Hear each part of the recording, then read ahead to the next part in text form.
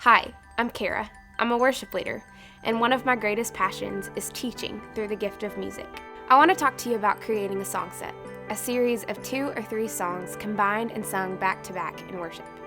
I've grown up in an evangelical tradition, which often relies on song sets in worship. To some worshipers, this may seem as boring, and to some worship leaders, this may seem as if little preparation is required. But I believe that the better the set is assembled, the more effective it will be in worship. In the end, a well-constructed set gives the congregation a broad musical and textual vocabulary for our faith. I believe that this vocabulary enriches not only the church, but also our worship. I've been told very different ideas over the years of how to best assemble a song set, and I've come up with some opinions of my own. So, here are my thoughts of how to assemble a song set well. First, think about context. In other words, where the song will be sung in worship. Our music needs to match the ethos of worship. For example, songs sung at the beginning should be more upbeat and praise-oriented, when songs before or after the sermon should be more meditative, focusing on the scripture that has been preached or will be preached. Secondly, focus on the flow, both musical and textual. Musical flow focuses on choosing the keys and tempos. You want the progression to make sense. You don't want to start with a fast and loud song and abruptly go to a soft and quieter song.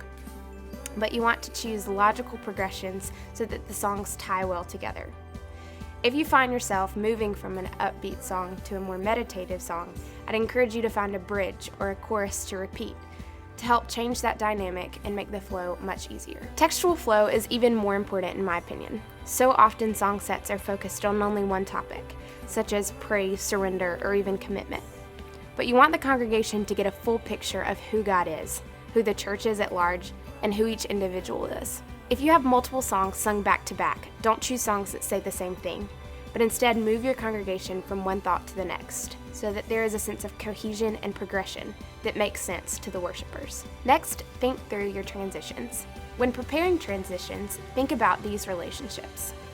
How are the lyrics connected theologically? What instrumentation and key relationships are there? What just happened in the service, and what is about to happen? And finally, what is the pace and feel of each liturgical element? Transitions may occur visually, musically, or even verbally. Although spontaneous worship is important in services, it is more effective if it is planned and has a structured framework. Finally, look to a biblical model for assembling song sets. For me, Scripture is the ultimate guide that I run to.